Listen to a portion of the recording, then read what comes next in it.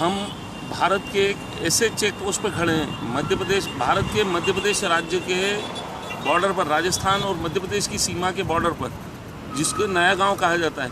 हम ऐसे check post पर खड़े हैं जिसको भूतहा चेक पोस्ट कहा जाता है। भूतहा मीन्स भूत प्रेत पलित यहाँ निवास करते हैं। इसका मुख्य कारण ये है कि यहाँ पर भ्रष्टाचार होता है और पुलिस प्रकरण अज्ञात के नाम पे दर्ज कर देती है। अज्ञात के नाम पे दर्ज होना इट मीन्स क्या कि परिवहन विभाग जब यहाँ पे खुद संचालित है, एक ऑफिस है, उसके अंदर से अगर जावद का तहसीलदार 16,000 और नकली होलोग्राम पकड़ता है तो इसका अर्थ क्या है कि यहाँ कोई जिम्मेदार आदमी होंगे। लेकिन पुलिस ने क्या करा, जिम्मेदारी से बचने के लिए और जिम्मेदारों को बचाने के लिए, जो उत्तरदायी थे, जिनके जो भ्रष्टाचार में लिप्त थे, उनको बचाने के लिए उन्होंने एक नया खेल किया। उन्होंने ये बताया कि साहब यहाँ पे तो अज्ञात लोग आके ये सब करते थे। अज्ञात का अर्थ क्या समझा जाए? क्या यहाँ पे अज्ञात लोग ऑफिस में आते हैं कि जिनको नौकरी यहाँ नियुक्त किया गया है वो यहाँ नहीं आते हैं, या वो छुट्टी पे किसी को एवजी रख देते हैं? क्योंकि इंदौर और यहाँ पे हमने देखा आरटीओ कार्यालय में यहाँ एवजी रख दिए जाते हैं, पर क्या यहाँ पे भी एवजी थे? अब यहाँ पर पुलिस के लिए बड़ी चुनौती बनी हुई है, नीमच जिला पुलिस के लिए। वो परेशान है कि प्रकरण किस पर दर्ज करें। चलिए, एक बार हो गया, दूसरी बार फिर दोहराया गया इसी चेक पोस्ट पर। यहाँ पर मारपीट हुई, चेक पोस्ट वालों ने मारा, ड्राइवरों को मारा। अब फिर जब ये हुआ, फिर पुलिस में केस दर्ज होने गया तो फिर अज्ञात के नाम पे दर्ज हो गया। तो यहाँ पे क्या अज्ञात लोग आके काम करते हैं? एक बड़ी चुनौती वाली बात है पुलिस के लिए। पुलिस यहाँ की बड़ी विचित्र काम करती है।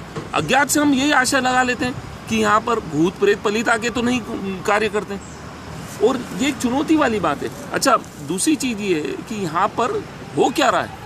यहाँ पर जो भी डिज़ाइन है या यहाँ पे जो भी भ्रष्टाचार के माध्यम बनाए गए हैं वो एकमात्र डिज़ाइन है।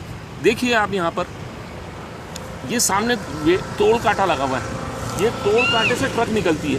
देखिए आप, सामने से ट्रक निकलेगी, ये ट्रक निकल रही है, और ट्रक निकलने के बाद देखिए वो सामने से ट्रक निकल रहा है, ठीक है।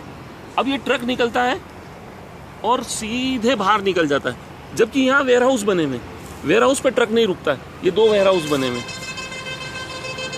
यहाँ पर ट्रक कोई माल खाली नहीं होता है, सीधा ओवरलोडेड माल यहाँ पे सिर्फ कंप्यूटर में एंट्री होती है, अतिशेष बाहर की यहाँ पे एंट्री की जाती है, और यहाँ से सीधा ट्रक बाहर निकलता है। देखिए आप देखिएगा अभी यहाँ पर ट्रक कैसे बाहर निकलते हैं। चेक पोस्ट पे अभी यहाँ पे पैसा वसूली हो रही है, लेकिन किस तरीके से ट्रक बाहर निकलते हैं, ओवरलोडेड ट्रक बाहर निकलते हैं। ओवरलोडेड ट्रक इसलिए बाहर निकलते हैं कि वो ओवरलोडिंग का पैसा ले लेते हैं, लेकिन माल खाली नहीं कराते हैं। अब ये वेयर हाउस सब खाली पड़े हुए हैं। यहाँ पर ये जो 2 वेयर हाउस बने हुए हैं, ये दोनों खाली हैं, यहाँ पे कोई संसाधन नहीं है। अब यही ट्रक ओवरलोडेड ट्रक होकर आगे जाते हैं। सुप्रीम कोर्ट यहाँ पे बेबस हो जाता है। सुप्रीम कोर्ट कहता है, देश का सुप्रीम कोर्ट कहता है कि ठीक है साहब, ओवरलोडेड आप वाहन न चलाएं। अगर ओवरलोडेड वाहन चलाते हैं तो बॉर्डर पे आप वो लगाइए, टोल कांटे लगाइए। यहाँ पे टोल और वे ब्रिज का अर्थ यहाँ पर ये है, यहाँ पे टोल ले रहे हैं, ना कि टोल कर रहे हैं। ये भी एक सड़क की तरह टोल वसूला जा रहा है। अब ये ट्रक निकला है साहब, ये ट्रक आया है, ये ट्रक में अगर ओवरलोडेड माल है तो वो खाली नहीं होता है, वो सीधा निकल जाता है।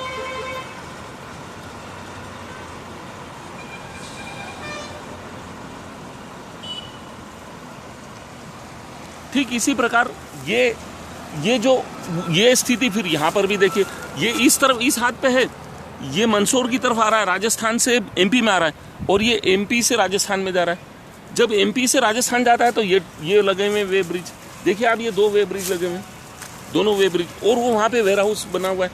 तो सुप्रीम कोर्ट क्या देख रही है कि वो सिर्फ दिशा निर्देश देती है, वो कहती है ओवरलोडेड वाहन नहीं जाना चाहिए, पर ये उन्होंने डिजाइन से, देखिए आप,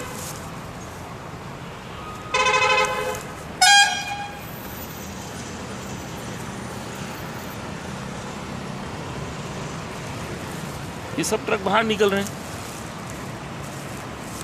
लेकिन कोई भी वे ब्रिज पे नहीं रुकता है।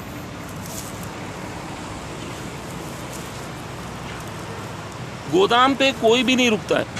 मध्य प्रदेश के अंदर 24 बॉर्डर चेक पोस्ट हैं, उसमें यही डिज़ाइन की तरह, इसी डिज़ाइन की तरह भ्रष्टाचार किया जा रहा है।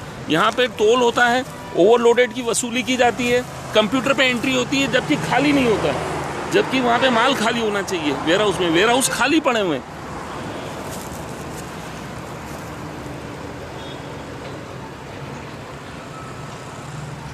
ये बड़ी विडंबना है। ये जो माल ये आ रहा है राजस्थान से एंट्री हो रही है, देखिए आप, ये पूरी राजस्थान से एंट्री हो रही है और ये मध्य प्रदेश से राजस्थान में जा रहे हैं। ये वाला जो चेक पोस्ट है, वो जो ट्रकें जा रही हैं, वो सब देखिए सब ओवरलोडेड ट्रक है, वो गोदाम तक तो जाती नहीं है और ये वापस इसी टोल रोड पे ये हो जाती है। तो मेरा कहने का मतलब ये वे ब्रिज नहीं, ये भी एक प्रकार से टोल ब्रिज है, क्योंकि माल तो खाली होता नहीं। जब माल खाली नहीं होता है, देखिए मेरा ये कहना रहता है, सड़कों पे जो सड़कें बन रही हैं उनके लिए टोल है और यहाँ पर भी टोल हो गया, तो उन्होंने वे ब्रिज को भी टोल ब्रिज बना दिया, क्योंकि किसी भी प्रकार का कोई अतिरिक्त माल खाली नहीं होता है। और इसी का परिणाम है कि यहाँ पर आज भ्रष्टाचार की पूरी सेंध लगी हुई है। मध्य प्रदेश के अंदर जितने भी बॉर्डर चेक पोस्ट बने हुए हैं उसमें इसी प्रकार की डिज़ाइन बनी हुई है और यही डिज़ाइन से वे ब्रिज, मतलब ये कहा जा रहा है कि अंतर्राज्यीय सीमाओं से ओवरलोडेड वाहन को फ्री अनुमति दी जा रही है, जबकि सुप्रीम कोर्ट ने कहा था कि आप वेयरहाउस में माल खाली करवाएं, अतिशेष माल खाली करवाएं, लेकिन उन्होंने अतिशेष माल खाली न करते हुए ऐसी डिज़ाइन बनाई कि टोल पे तो वो बता दें ओवरलोडेड है, लेकिन वे ब्रिज के समय में तो वो ओवर बताता है कि अतिशेष माल है, लेकिन वो कंप्यूटर पे ही एंट्री हो जाती है, वो उनसे वसूली ले लेते हैं, जबकि माल खाली नहीं होता है और ट्रक आगे चला जाता है। और इसका परिणाम ये है कि आगे की सड़कें खराब हो रही हैं, सड़कें ही नहीं खराब हो रही हैं, आगे एक्सीडेंट जोन बनते जा रहे हैं। सुप्रीम कोर्ट कहती है ठीक साहब कि प्राइवेट सेक्टर रोड बनाए, प्राइवेट सेक्टर ने रोड बनाया, ठीक है, पीपीपी मॉडल आया, पब्लिक प्राइवेट पार्टनरशिप मॉडल आया, उसको सुप्रीम कोर्ट ने मान्यता दी। उसको सुप्रीम कोर्ट ने कहा ठीक है कि आप पीपीपी मॉडल से सड़कें बनाइए, पीपीपी मॉडल से बनाइए, सब बनाया जा रहा है, लेकिन सुप्रीम कोर्ट सिर्फ दिशा निर्देश देता है, मॉनिटरिंग क्यों नहीं करता है?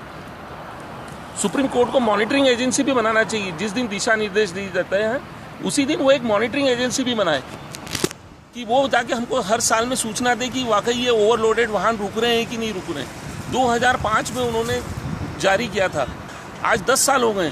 सुप्रीम कोर्ट ने ना तो मॉनिटरिंग करी, ना निगरानी करी, ना उन्होंने देखा कि भारत के जितने भी राज्य हैं वहाँ पे जो टोल कांटे लगे हुए हैं उनकी डिज़ाइन कैसी है। ये सुप्रीम कोर्ट को निगरानी के लिए भी एक एजेंसी नियुक्त करनी थी। अगर वो नियुक्त नहीं कर पाती, निगरानी और मॉनिटरिंग एजेंसियाँ नहीं हैं, तो वो दिशा निर्देश न दे। सुप्रीम कोर्ट कुछ भी दिशा निर्देश देता है, लेकिन साथ में मॉनिटरिंग एजेंसी का नियुक्ति क्यों नहीं करता है? अगर वो मॉनिटरिंग नियुक्ति करता है तो वाकई उसके दिशा निर्देश काबिल तारीफ हैं। अगर उसके दिशा निर्देशों को वजूद चाहिए, वास्तविकता उसका क्रियान्वयन चाहिए, तो उसको मॉनिटरिंग एजेंसी भी साथ में नियुक्त करना चाहिए या एम्बेकेस क्वेरी बनाना चाहिए, ताकि वो सरकार को बताए, सुप्रीम कोर्ट को बताए कि कहाँ उनकी अवमानना हो रही है, किस तरीके से अवमानना हो रही है। देखिए डिज़ाइन जो इस तरीके से बनी हुई है। आगे हम देखते हैं कि राजस्थान में अभी हमने जस्ट सुना कि एक खड़े ट्रक में पिकअप वैन घुस गई, 39 लोग मर गए। तो ये क्या है? सड़क किनारे रोड, बिल्कुल सड़क के ऊपर, रोड के ऊपर अगर वो खड़ा है वाहन, तो वाकई उसने अतिक्रमण कर रखा है और ओवरलोडेड वाहन हो रहे हैं। देख लीजिए आप सब, यहाँ पर जो निगरानी व्यवस्था है वो शून्य है। वो जिस एजेंसी को बनाने के लिए कहा गया था, उस एजेंसी ने गलत ये बनाया था कि भ्रष्टाचार बना रहे, ओवरलोडेड अतिशेष वाहन चलते रहें, सड़कें खराब होती रहें, सड़कों पर दुर्घटना होती रहे, नियंत्रित नहीं होता ओवरलोडेड वाहन। और आज देखिए, आज हम जो देख रहे हैं, जिस तरीके से रोज एक्सीडेंट हो रहे हैं, वो सुप्रीम कोर्ट की निगरानी एजेंसी के अभाव में हो रहे हैं। हम सुप्रीम कोर्ट से ये कहते हैं कि कोई भी दिशा निर्देश जारी करे, उससे पहले वो मॉनिटरिंग एजेंसी भी नियुक्त करे। अगर मॉनिटरिंग एजेंसी नियुक्त नहीं हो पाती है तो वो दिशा निर्देश जारी न करे, क्योंकि भ्रष्टाचार को बढ़ावा होता है। वो दिशा निर्देश जारी कर देते हैं और वो जो एजेंसीज हैं वो भ्रष्टाचार के लिए वो डिज़ाइन ऐसी बना देती हैं, तो भ्रष्टाचार के साथ साथ भ्रष्टाचार भी जेब में जा रहा है और सुप्रीम कोर्ट की अवमानना भी हो रही है। ये कैसे संभव है? मतलब सुप्रीम कोर्ट को हम ये कहें कि वो भ्रष्टाचार का साथ दे रहा है। आज अगर उसकी मॉनिटरिंग एजेंसी नहीं नियुक्त करता है तो हम ये मान लें कि वो भी भ्रष्टाचार में सहभागी है, या ही तो वो मॉनिटरिंग एजेंसी नियुक्त करे या फिर दिशा निर्देश न जारी करें। हम सुप्रीम कोर्ट से यही निवेदन करते हैं कि कोई भी आप ऊटपटांग अगर दिशा निर्देश जारी करते हैं तो उसके पहले उसके साथ मॉनिटरिंग एजेंसीज भी नियुक्त करें, एम्बेक्यूरी भी नियुक्त करें, ताकि वो बताए कि यहाँ अवमानना हो रही है, यहाँ भ्रष्टाचार हो रहा है और यहाँ पर इस तरीके से आपके आदेशों की अवमानना हो रही है। लेकिन यहाँ कोई सुनता नहीं है। आज यहाँ जो हो रहा है भ्रष्टाचार रोकने के लिए कोई अगर जनता अगर कोई आगे आती है तो झूठे प्रकरण दर्ज कर दिए जाते हैं। आज मेरे पे भी झूठा प्रकरण दर्ज कर दिया जाएगा कि मैं यहाँ इस एजेंसी यहाँ आया था, इस स्थान पे आया था, मैंने बाकायदा रजिस्टर में एंट्री करी, मैंने बाकायदा यहाँ पे आके रजिस्टर में एंट्री करी और शिकायतकर्ता के रूप में अपने आप को प्रस्तुत किया। तो क्या सुप्रीम कोर्ट को बताना, क्या संज्ञान में लाना क्या अपराध है?